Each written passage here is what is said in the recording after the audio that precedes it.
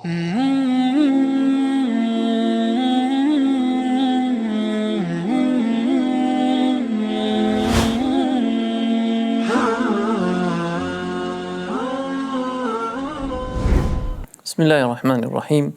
Alhamdulillah, wassalatu wassalamu ala rasulillah wa ala alihi wa sahbihi ajma'in.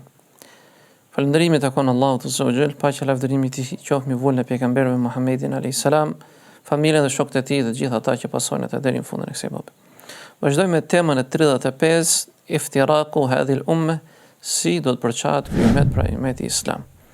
Allahu thotë në Kur'anin Kerim: "Wa'tasimu bihablillahi jami'an wa la tafarraqu", dhe kapuni fort pas litarit Allahut pra Kur'anit dhe mos u përçani. Në ajetin tjetër thot Zoti në Kur'anin Kerim: "Wala takunu kalladhina tafarraqu wakhtalafu min ba'di ma ja'ahumul bayyinat", dhe mos u bëni sa ata të cilët u përçan pasi erdhi vërteta dhe ranë mos pajtim me njëri tjetrin, pasi atyre u zbritën argumentet e qarta.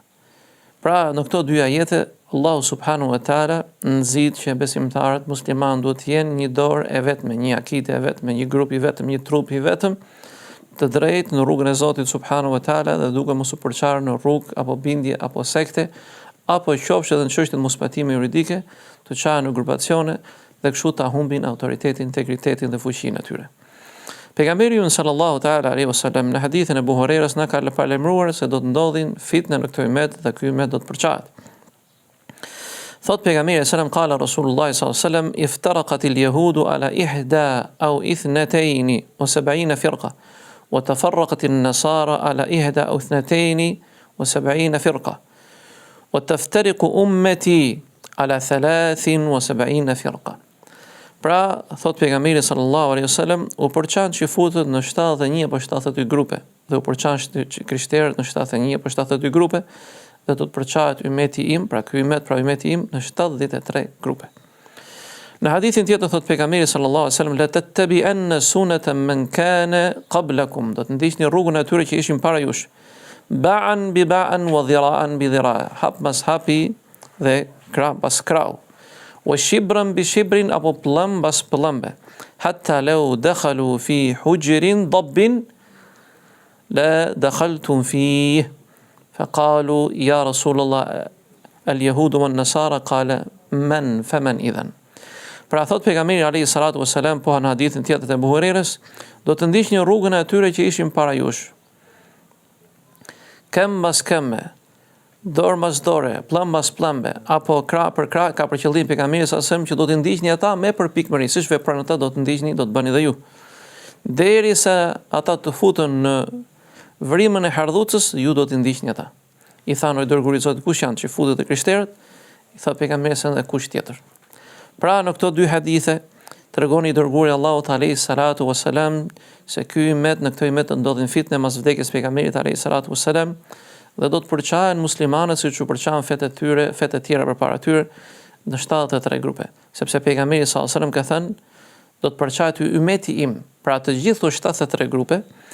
A është për qëllim numri? Ulemat thonë që disa është për qëllim numri, disa është për qëllim që do të përçahen më shumë grupe, sepse deri 73 kanë arritur e kanë kaluar sot, por që nuk është për qëllim numri, por është që do të përçahen në shumë grupe.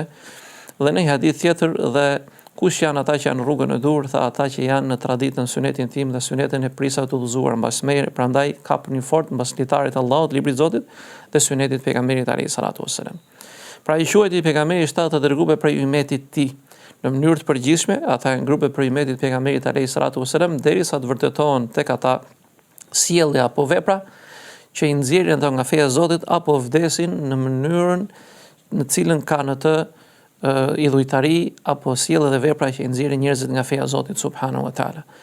Por në këtë hadith ne vërtet kuptojmë që do të ketë për muslimanëve që do të ndjekin dhe do të pasojnë njerëzit e tjerë, pra jo muslimanët, në fenë e atyre, në traditat e tyre, në rrugën e tyre, pra i farë mënyrë do t'u vdesi kënaria dhe dashuria që kanë për fenë e Zotit subhanahu wa taala dhe sunetin e pejgamberit alayhi salatu wassalam, dhe do t'i shohin të tjerët sikur janë më të mirë se ata apo më të zhvilluar se ata, dhe kështu do të nënçmojnë ferë e tyre dhe pse jo një pjesë e tyre me përnjësimin që do të bëjnë mundet edhe të dalin nga feja e Zotit na ruajt.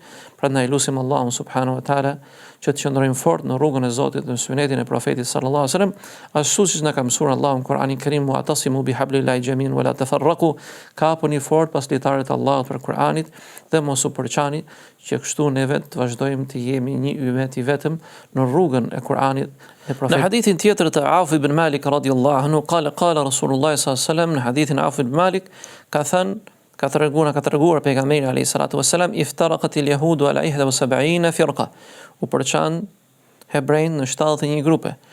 "Wa wahidatun fil jannah", një prej tyre është në xhenet. "Wa 70 fi an-nar", kurse të tjerat janë zjarr. "Wa iftaraqat an-nasara ala 72 firqa", dhe u përçan të krishterët në 72 grupe. "Fa 71 fi an-nar", 71 prej tyre në zjarr dhe njëra prej tyre wahidatan fil jannah, dhe njëra prej tyre është xhenet. "Walladhi nafsu Muhammedin biyadihi", dhe pash atë që ka shpirtin e Muhamedit në dorë, "la taftariqanna ummati ala 73 firqa", do të përçahet ummeti im, ka thënë, në 73 grupe. "Wahidatun fil janna", njëra prej tyre është në xhenet. "Wa 72 fi an-nar", dhe 72 tjera janë zjarrin e xhenemit. Qila, i than: "Ja Rasulullah, o i dërguar i Zotit, men hum, kush janë ata pra që do të jenë në xhenet nga ummeti yt?" Qala al-jamaa, pra grupi, xhamati, pra uniteti i muslimanëve, ata cilët qëndrojnë mbas rrugës të profetit alayhi salatu wasalam, të mbështetur në librin e Zotit dhe sunetin e profetit alayhi salatu wasalam, po ashtu duke ndjekur rrugën e prisave të drejtë dhe udhëheqësve të drejtë, siç është në akiden e ahlus sunnetit wal xhamatit, qofshin ata të mirë apo të prishur, ne jemi mbas tyre për sa kohë që ata urdhërojnë për të mirë, ndalojnë nga e keqja dhe ecin përputhje me librin e Allahut dhe sunetin e pejgamberit alayhi salatu wassalam. Lusë Allahun azza wa jall na bëri për besimtarët të vërtet që ndjekin rrugën e xhamatit dhe nuk përçahen. Assalamu alaikum wa rahmatullah.